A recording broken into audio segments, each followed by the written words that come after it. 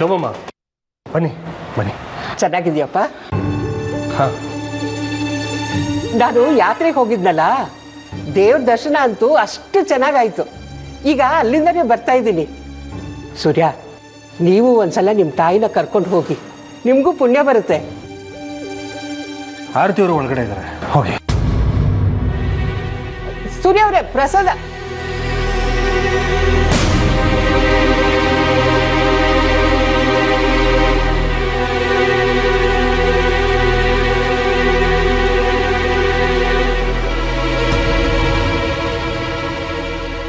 ಆರ್ತಿ,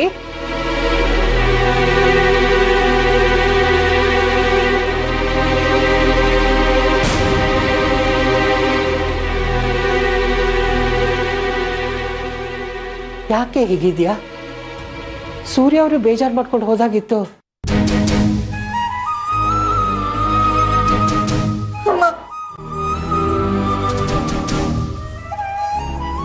ಯಾಕೆ ಅಳ್ತಾ ಇದೆಯೇ? ಏನಾಯ್ತು ಮಗಳೇ? ನಾನು ತೀರ್ಥಯಾತ್ರೆಗೆ ಹೋದಾಗ ನೀವೆಲ್ಲರೂ ಚೆನ್ನಾಗೇ ಇದ್ರಿ. ಈಗ ನೋಡಿದ್ರೆ ಒಬ್ಬೊಬ್ರು ಒಂದೊಂದು ಕಡೆ ಮುಖ ಮಾಡ್ಕೊಂಡಿದ್ದೀರಾ. ಏನಾಯ್ತು ಅಂತ ಹೇಳು. ನೀನು ಹೀಗೆ ಅಳ್ತಾ ಇದ್ರೆ ನನ್ಗೆ ಹೇಗೆ ಅರ್ಥ ಆಗ್ಬೇಕು ಹೇಳು? ಆರ್ತಿ,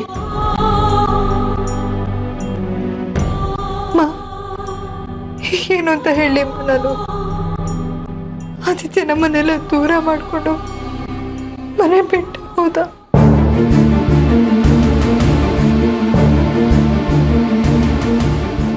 ಏನಂದೆ? ಆದಿತ್ಯ ಮನೆ ಬಿಟ್ಟು ಹೋದ? ಅವತ್ತು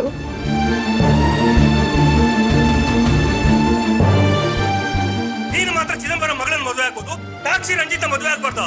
ನಿನಗೂ ನ್ಯಾಯ, ಅವರಿಗೂ ನ್ಯಾಯನ? ಹೆಂಗೂ ಆಗತ್ತೆ?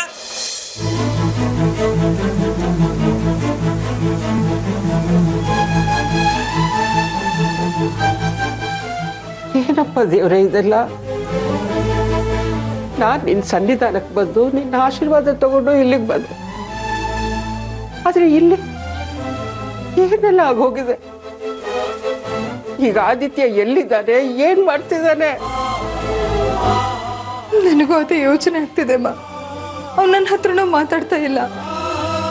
ಈ ಮನೇಲಿ ಯಾರಿಗೂ ಆದಿತ್ಯನ ಬಗ್ಗೆ ಕಾಳಜಿನೇ ಇಲ್ಲ ಅಮ್ಮ. ನನಗೆ ತುಂಬಾ ಯೋಚನೆ ಆಗ್ತಿದೆ ಅಮ್ಮ. ನನಗೇನ್ ಮಾಡ್ಬೇಕು ಅಂತಾನೆ ತೋಚ್ತಾ ಇಲ್ಲ.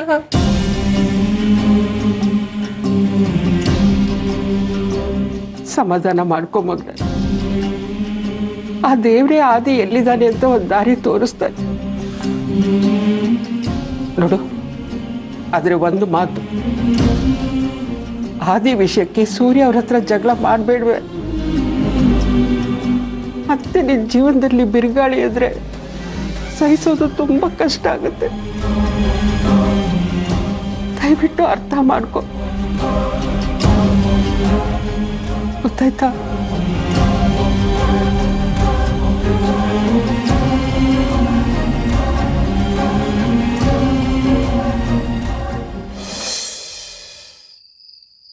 ಮೊದಲು ನೀನು ಕೋಪ ಮಾಡ್ಕೊಳ್ಳೋದನ್ನ ಬಿಡಬೇಕು. ಬರೀ ನಿನ್ ಗುರಿ ಬಗ್ಗೆ, ಜೀವನದ ಬಗ್ಗೆ ಯೋಚನೆ ಮಾಡಬೇಕು. ಬೇರೆ ಯಾವ ವಿಷಯದ ಬಗ್ಗೆ ಯೋಚನೆ ಮಾಡಬೇಡ. ನಾವೆಲ್ಲರೂ ಯಾವಾಗಲೂ ನಿನ್ನ ಜೊತೆಲೇ ಇರ್ತೀವಿ.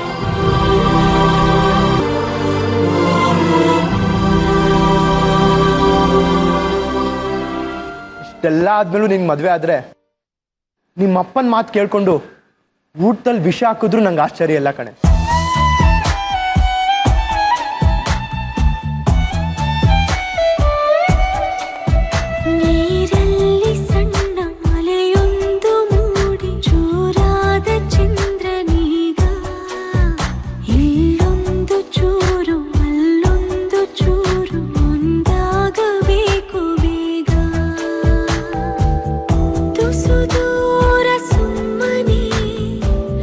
ಜೊತೆಯಲ್ಲಿ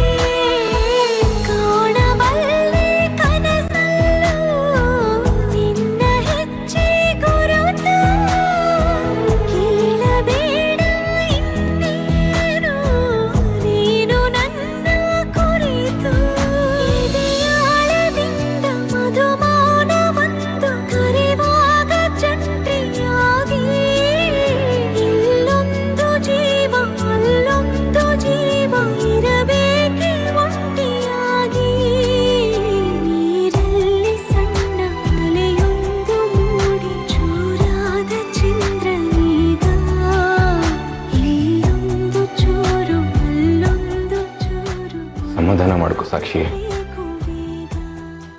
ನೋಡು, ನಿಮ್ಮ ತಾಯಿ ಬೇಕು ಬೇಕು ಅಂತ ಹಾಗೆಲ್ಲ ಮಾತಾಡಿರಲ್ಲ. ಅವ್ರಿಗೆ ಆದಿತ್ಯ ಮನೆ ಬಿಟ್ಟು ಹೋಗಿದ್ದು, ನಿರೋಷಾನ ಮದುವೆ ಆಗದೆ ಅವಳಿಗೆ ಅವಮಾನ ಮಾಡಿದ್ದು, ಅದೆಲ್ಲ ಅವ್ರ ಮನಸ್ಸನ್ನ ತುಂಬ ನೋಯಿಸಿರುತ್ತೆ. ಅದಕ್ಕೆ ಹಾಗೆಲ್ಲ ಮಾತಾಡಿರ್ತಾರೆ ಅಷ್ಟೇ. ಅಲ್ಲ ರಂಜಿತ್, ಅಮ್ಮನಿಗೆ ಬೇಜಾರಾಗಿದೆ ಅಂತ ನನಗೂ ಗೊತ್ತು. ಆದಿ ಅವ್ರ ಮೇಲೆ ಕೋಪ ಮಾಡಿಕೊಂಡು ಮನೆ ಬಿಟ್ಟು ಹೋಗಿರೋದಕ್ಕೆ ಅವ್ರಿಗೆ ತುಂಬಾ ನೋವಿದೆ ಅಂತನೂ ಗೊತ್ತು. ಅವರೆಷ್ಟು ದುಃಖ ಪಡ್ತಿದ್ದಾರೋ ಅಷ್ಟೇ ದುಃಖ ನನಗೂ ಇದೆ ಅಲ್ವಾ? ಅಂಥದ್ರಲ್ಲಿ ಅವ್ರು ನನಗೆ ಹಾಗೆಲ್ಲ ಬೈತಾರೆ ಅಂತ ನನ್ನ ಕನಸು ಮನಸ್ಸಲ್ಲೂ ಅನ್ಕೊಂಡಿರ್ಲಿಲ್ಲ. ನೀ ತಪ್ಪು ತಿಳ್ಕೊಂಡಿದ್ಯಾ ಸಾಕ್ಷಿ. ನಿಮ್ಮ ತಾಯಿ ಮನಸ್ಸು ತುಂಬ ಸೂಕ್ಷ್ಮ. ಈ ಹಿಂದೆ ಅವರು ನಿಮ್ಮನ್ನೆಲ್ಲ ದೂರ ಮಾಡಿಕೊಂಡು ತುಂಬ ನೋವು ಅನುಭವಿಸಿದ್ದಾರೆ ಅಂತ ನೀನೇ ಹೇಳ್ತಾ ಇದ್ದೆ. ಈಗ ಮತ್ತೆ ಎಲ್ಲಿ ನಿಮ್ಮನ್ನೆಲ್ಲ ದೂರ ಮಾಡ್ಕೊಂಡು ಬಿಡ್ತೀನೋ ಅನ್ನೋ ಭಯ ಅವ್ರನ್ನ ಕಾಡ್ತಾ ಇದೆ. ಅವರು ತಾನು ಏನು ಮಾತಾಡ್ತಿದ್ದೀನಿ ಅನ್ನೋ ಪ್ರಜ್ಞೆ ಇಲ್ಲದೆ ಹಾಗೆಲ್ಲ ಮಾತಾಡಿರ್ತಾರೆ ಸಾಕ್ಷಿ. ಹೌದು ಸಾಕ್ಷಿ, ಒಂದು ಸ್ವಲ್ಪ ದಿವಸ ಹೋಗ್ಲಿ ಇರೋ. ಅವ್ರ ಮನಸ್ಸಲ್ಲಿರೋ ನೋವು ಕಡಿಮೆ ಆಗಿ ಅವ್ರು ನಿನ್ನ ಹುಡ್ಕೊಂಡು ಇಲ್ಲಿಗೆ ಬಂದೇ ಬರ್ತಾರೆ. ಬೇಜಾರು ಮಾಡ್ಕೋಬೇಡ. ಆದ್ರೂ ಆದಿ ಮನೆ ಬಿಟ್ಟು ಹೋಗಿರೋದಕ್ಕೆ ನಾನೇ ಕಾರಣ ಅನ್ನೋ ಹಾಗೆ ಮಾತಾಡಿದೆ ನೆನ್ಸ್ಕೊಂಡ್ರೆ. ಹೇಳಿದ್ನಲ್ಲ ಸಾಕ್ಷಿ, ಅದನ್ನ ಅವರು ನೋವಲ್ಲಿ ಮಾತಾಡಿರೋದು. ಅವ್ರಿಗೆ ಚೆನ್ನಾಗಿ ಗೊತ್ತಿದೆ ಆದಿತ್ಯ ಮನೆ ಬಿಟ್ಟು ಹೋಗೋದಕ್ಕೆ ನೀನ್ ಕಾರಣ ಅಲ್ಲ ಅಂತ. ಆದ್ರೂ ಅವ್ರು ಹಾಗೆ ಮಾತಾಡಿದ್ದಾರೆ ಅಂತಂದ್ರೆ ಅವ್ರ ಮನಸ್ಥಿತಿ ಹೇಗಿದೆ ಅಂತ ನೀ ಅರ್ಥ ಮಾಡ್ಕೋಬೇಕು. ಒಂದ್ ವೇಳೆ ನೀನು ಅವ್ರ ಜಾಗದಲ್ಲಿ ಇದ್ದಿದ್ರು ಕೂಡ ಹಾಗೆ ಮಾತಾಡಿರ್ತಿದ್ದೆ.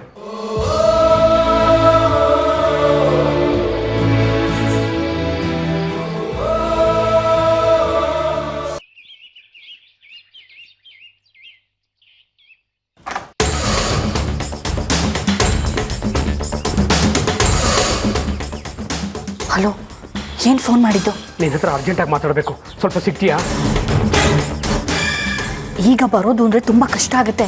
ಅದೇನು ವಿಷಯ ಅಂತ ಫೋನಲ್ಲೇ ಹೇಳಿ. ನೋಡು, ಫೋನಲ್ಲಿ ಹೇಳೋಕ್ಕಾಗಲ್ಲ, ಅದು ಪರ್ಸನಲ್ ಆಗೇ ಮಾತಾಡಬೇಕು. ನೀ ಏನು ಮಾಡ್ತೀಯೋ ಗೊತ್ತಿಲ್ಲ, ಅರ್ಜೆಂಟಾಗಿ ಬಾ. ಒಂದು ನಿಮಿಷ ಇರಿ.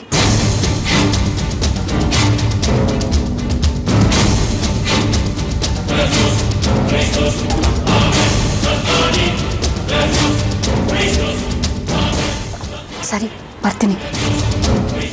Thank you. ಈ ರಂಜಿತ್ ಬೇರೆ ಇಲ್ಲೇ ಕೂತ್ಕೊಂಡಿದ್ದಾನಲ್ಲ, ನಾ ಮಾತಾಡ್ತೀನಾದ್ರೂ ಕೇಳಿಸ್ಕೊಂಡ? ಕೇಳಿಸಿರಕ್ಕಿಲ್ಲ. ನಾನು ಇವಾಗ ಎಲ್ಲಿಗೆ ಹೋಗ್ತೀನಿ ಅಂತ ಕೇಳಿದ್ರೆ ಏನು ಹೇಳಿ?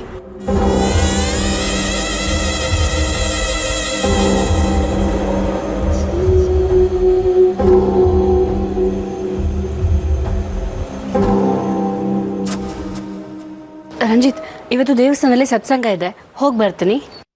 ಅದ್ಯಾವುದು ನಿಮ್ಮ ದೇವಸ್ಥಾನ? ಆಲ್ಮೋಸ್ಟ್ ಆಲ್ ಪ್ರತಿ ದಿವಸ ಇರುತ್ತಲ್ಲ ಸತ್ಸಂಗ. ಅಲ್ಲೇ ನಿಮಗೆ ಈ ಶಾಂತಿ ನೆಮ್ಮದಿ ಪಡ್ಕೊಳ್ಳೋದು ಹೇಗೆ ಅಂತ ಹೇಳ್ಕೊಡ್ತಾರೋ, ಅಥವಾ ಇನ್ನೊಬ್ರು ಮನೆ ಹಾಳು ಮಾಡೋದು ಹೇಗೆ ಅಂತ ಹೇಳ್ಕೊಡ್ತಾರೋ? ಏನು ರಂಜಿತ್, ನೀವು ದೇವಸ್ಥಾನಕ್ಕೆ ಹೋಗ್ತಿದ್ದೀನಿ ಅಂದ್ರೂ ನಂಬಲ್ಲ ಅಂತಿರಲ್ಲ. ಇನ್ನೂ ನಿಮಗೆ ನನ್ನ ಮೇಲೆ ನಂಬಿಕೆ ಬಂದಿಲ್ವಾ? ನಾನು ದೇವಸ್ಥಾನಕ್ಕೆ ಹೋಗೋದೇ ನಿಮಗೆ ಸಾಕ್ಷಿಗೋಸ್ಕರ. ನಿಮ್ಮಿಬ್ಬರಿಗೂ ಒಳ್ಳೇದಾಗ್ಲಿ ಅಂತಾನೆ ಬೇಡ್ಕೊಂಡು ಬರೋದು ನಾನು.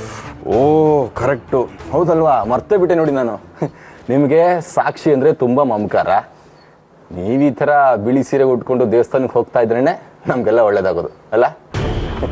ದೇವಸ್ಥಾನದಲ್ಲಿ ಕೇಳೋದು ಕೇಳ್ತೀರಾ, ನಿಮಗೂ ಒಂಚೂರು ಒಳ್ಳೆ ಬುದ್ಧಿ ಬರಲಿ ಅಂತ ಕೇಳ್ಕೊಳ್ಳಿ. ಯಾಕೆಂದರೆ ನಿಮ್ಮೊಬ್ಬರಿಗೆ ಒಳ್ಳೆ ಬುದ್ಧಿ ಬಂದರೆ ನಾವೆಲ್ಲ ತುಂಬ ಚೆನ್ನಾಗಿರ್ತೀವಿ. ಅದಕ್ಕೆ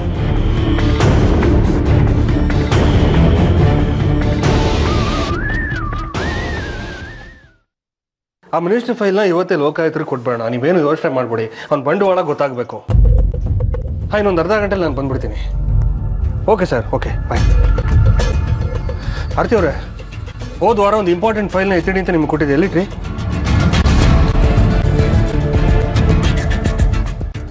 ಆರ್ತಿ ಅವರೇ, ಹೋದ ವಾರ ಒಂದು ಫೈಲ್ನ ಎತ್ತಿಡಿ ಅಂತ ನಿಮ್ಗೆ ಕೊಟ್ಟಿದ್ದೆ, ಎಲ್ಲಿಟ್ಟಿದ್ದೀರಾ? ನಿಮ್ಮನ್ನೇ ಕೇಳ್ತಾ ಇರೋದು. ಹೋದ ವಾರ ಒಂದು ಫೈಲ್ನ ಎತ್ತಿಡಿ ಅಂತ ಕೊಟ್ಟಿದ್ದೆ, ಎಲ್ಲಿಟ್ಟಿದ್ದೀರಾ?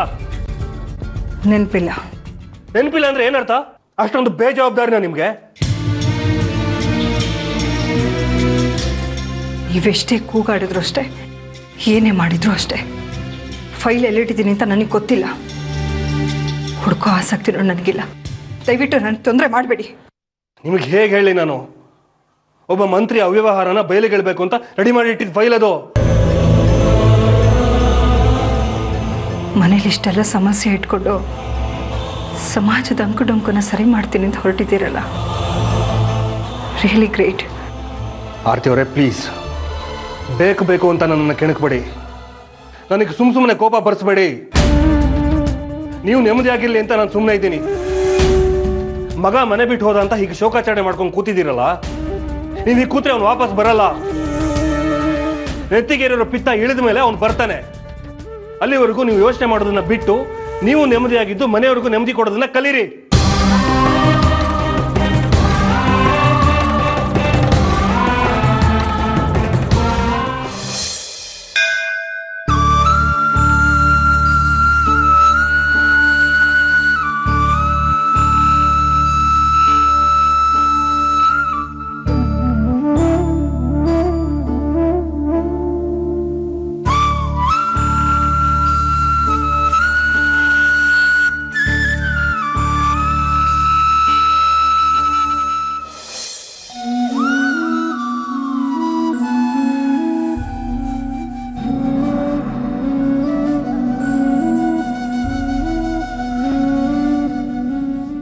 ದೇವ್ರೆ, ನಮ್ಮ ಆದಿನ ಇನ್ನೂ ನಾನು ಎಲ್ಲಿ ಅಂತ ಹುಡುಕ್ಲಿ ದೇವ್ರೆ. ಅವನು ಎಲ್ಲಿ ಹೋಗಿದ್ದಾನೋ ಏನೋ. ಆದಷ್ಟು ಬೇಗ ನನ್ನ ಮೊಮ್ಮಗ ನಮ್ಮ ಮನೆಗೆ ಬರೋ ಹಾಗೆ ಮಾಡುತ್ತದೆ. ನೀನೇ ದಾರಿ ತೋರಿಸ್ಬೇಕು.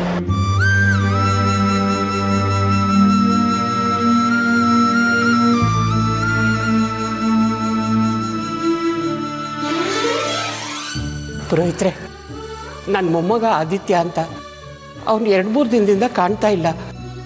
ಅವನೇನಾದರೂ ಇಲ್ಲಿಗೆ ಬಂದಿದ್ನಾ? 2-3 ದಿವಸದಿಂದ ಇಲ್ಲಿ ಒಬ್ಬ ಹುಡುಗ ಓಡಾಕೊಂಡಿದ್ದ. ಅವನು ಇಲ್ಲಿ ದೇವಸ್ಥಾನದ ಪ್ರಸಾದ ತಿನ್ಕೊಂಡು ಇಲ್ಲಿ ಹೊರಗಡೆ ಮಲ್ಕೊಳ್ತಾ ಇದ್ದ. ಅವನೇನೋ ನಿಮ್ಮ ಮೊಮ್ಮಗ ನೋಡಿ. ಅವನೇ ಇದ್ದಿರ್ಬೋದು ಸ್ವಾಮಿ. ಈಗ ಅವನು ಎಲ್ಲಿದ್ದಾನೆ? ಇಲ್ಲೇ ಎಲ್ಲೋ ಹೊರಗಡೆ ಇರಬೇಕು ನೋಡಿ.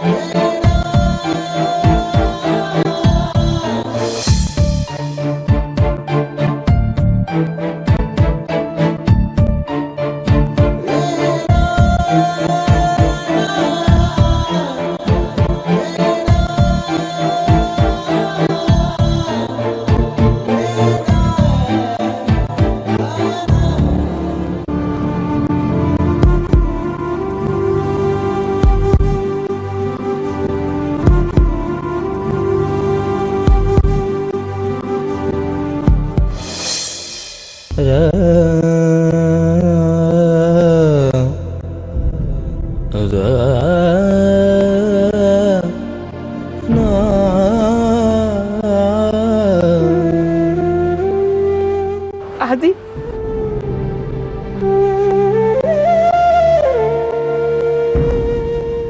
ನೀನ್ ಯಾಕೆ ಬಂದೆ ಶೋಭಾ ಇಲ್ಲಿಗೆ? ಏನೋ ಆದಿ ಇದೆಲ್ಲ? ಯಾಕೋ ಇಂಥ ಪರಿಸ್ಥಿತಿ ತಂದ್ಕೊಂಡಿದ್ಯಾ ನೀನು? ನೀನು ಅದೇ ಕೇಳಿ ನಾನು ತಲೆ ತಿನ್ಬೇಡ. ನನ್ನ ಪಾಡಿ ನಾನು ಬಿಟ್ಬಿಡು. ಆದಿ ನಿಂತ್ಕೊಳ್ಳೋ. ಅಮ್ಮ ಆದಿ ಅಜ್ಜಿ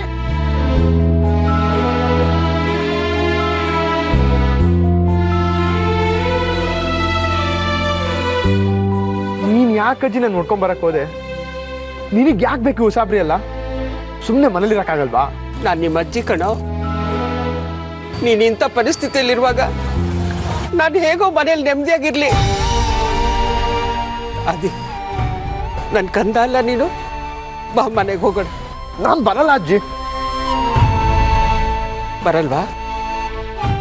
ಬರಲ್ವಾ ನೀನು? ಸರಿ, ಹಾಗಾದ್ರೆ ನಾನು ಮನೆಗೆ ಹೋಗಲ್ಲ. ನೀನು ಅದೆಲ್ಲಿ ಹೋಗ್ತೀಯೋ ನಾನು ಅಲ್ಲಿಗೆ ಬರ್ತೀನಿ. ನನ್ನ ಜೊತೆಲಿ ಕರ್ಕೊಂಡು ಹೋಗು.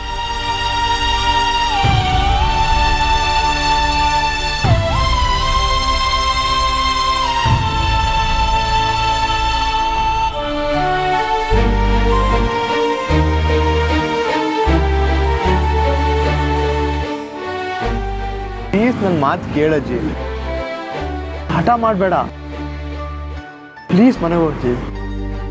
ನೀನ್ ಇಷ್ಟ ಹಠ ಮಾಡ್ತಿದ್ಯಾ? ನಾನ್ ಮಾತ್ರ ಹಠ ಮಾಡಬಾರ್ದ? ನಡಿ, ನೀನ್ ಎಲ್ಲಿಗೆ ಹೋಗ್ತೀಯೋ ನಾನು ಅಲ್ಲಿಗೆ ಬರ್ತೀನಿ. ಕರ್ಕೊಂಡು ಹೋಗು ನನ್ನ. ಆಗಲ್ಲ ಶೋಭಾ, ಅರ್ಥ ಮಾಡ್ಕೋ. ನೋಡದಿ, ಈಗ ನೀನೇನಾದ್ರೂ ನನ್ನ ಜೊತೆ ಬರ್ಲಿಲ್ಲ ಅಂದ್ರೆ ನನ್ ಮೇಲೆ ಆಡೆ.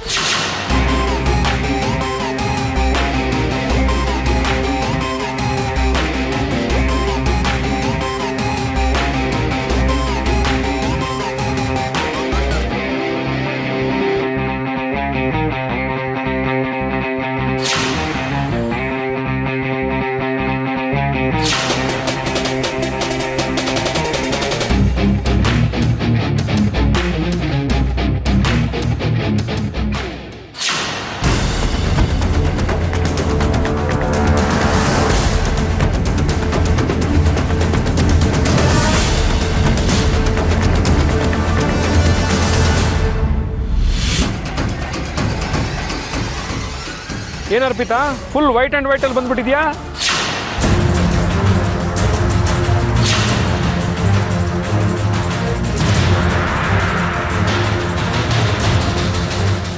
ನಿಮ್ಮಂತವ್ರು ಇನ್ನೂ ಬದುಕಿದಿರಲ್ಲ, ನಾಚಿಕೆ ಆಗಲ್ವಾ ನಿಮ್ಗೆ?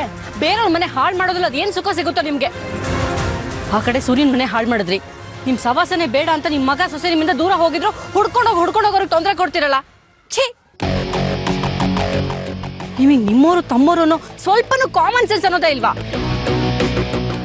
ಅಷ್ಟು ಸಾಲದಕ್ಕೆ ಇಷ್ಟು ದಿನ ನೀವಿಲ್ಲ ಅಂತ ಅನ್ಕೊಂಡು ನಿರೋಷ ನೆಮ್ಮದಿಯಿಂದ ಇದ್ಲು. ಆದ್ರೆ ಮಧ್ಯದಲ್ಲಿ ಅವಳ ಜೀವನದಲ್ಲಿ ಬಂದು ತಂದೆ ಸಿಕ್ಕಿದ್ರು ಖುಷಿನೊಳಗೆ ಕೊಟ್ರಿ. ಆದ್ರೆ ಕೊನೆಯಲ್ಲಿ ಅವಳ ಮದುವೆನೇ ನೀವು ನಿಲ್ಸಿದ್ರಿ. ನೀವು ಒಬ್ರು ತಂದೆನ, ನಾಚಿಕೆ ಆಗ್ಬೇಕು ನಿಮ್ ಜನ್ಮಕ್ಕೆ. ಇಷ್ಟು ಸಾಲದು ಅಂತ ನನ್ನನ್ನ ನಿಮ್ ಕಡೆ ಮಾಡ್ಕೊಳ್ಳೋ ಪ್ರಯತ್ನ ಪಟ್ರಿ. ಸದ್ಯ ಒಳ್ಳೆ ಟೈಮ್ಗೆ ಆ ದೇವ್ರು ನನಗೆ ಒಳ್ಳೆ ಬುದ್ಧಿ ಕೊಟ್ಟ. ಇಲ್ದೆ ಹೋಗಿದ್ರೆ ನಿಮ್ ಜೊತೆ ಸೇರ್ಕೊಂಡು ನಾನು ಇನ್ನೂ ಎಷ್ಟು ಪಾಪ ಕೆಲಸಗಳನ್ನ ಮಾಡ್ಬೇಕಾಗಿತ್ತೋ ಏನೋ. ಯಾಕಂಗ್ ಮಾತಾಡ್ತಿದ್ಯಾ? ತಲೆಗೆ ಕೆಟ್ಟಿದ್ಯಾ ನಿನಗೆ? ಇಷ್ಟು ದಿನ ತಲೆ ಕೆಟ್ಟಿತ್ತು, ಆದ್ರೆ ಇವಾಗ ತಲೆ ಸರಿಯಾಗಿದೆ. ನಿಮಗೆ ಸ್ವಲ್ಪನಾದ್ರೂ ನಾಚಿಕೆ ಮಾನ ಮರ್ಯಾದೆ ಅನ್ನೋದಿದ್ರೆ ದಯವಿಟ್ಟು ಯಾರಿಗೂ ಮುಖ ತೋರಿಸದೆ ಹೊಟ್ಟೋಗ್ಬಿಡಿ. ಇಲ್ಲ ನೇಣು ಹಾಕೊಂಡು ಸತ್ತೋಗಿ. ಭೂಮಿ ಮೇಲೆ ಪಾಪಿಗಳ ಸಂಖ್ಯೆನಾದ್ರೂ ಕಡಿಮೆ ಆಗುತ್ತೆ. ಆ ನಾಗರಹಾವಿಗೆ ಮೈ ತುಂಬಾ ವಿಷ, ಆದ್ರೆ ನೀವು ಅದಕ್ಕಿಂತ ಹೆಚ್ಚಿಗೆ ವಿಷ ಇರುವಂತಹ ಕಾಳಿಂಗ ಸರ್ಪ. ನಿಮ್ ಮುಖ ನೋಡೋಕ್ಕೂ ಅಸಹ್ಯ ಆಗುತ್ತೆ. ಥೂ.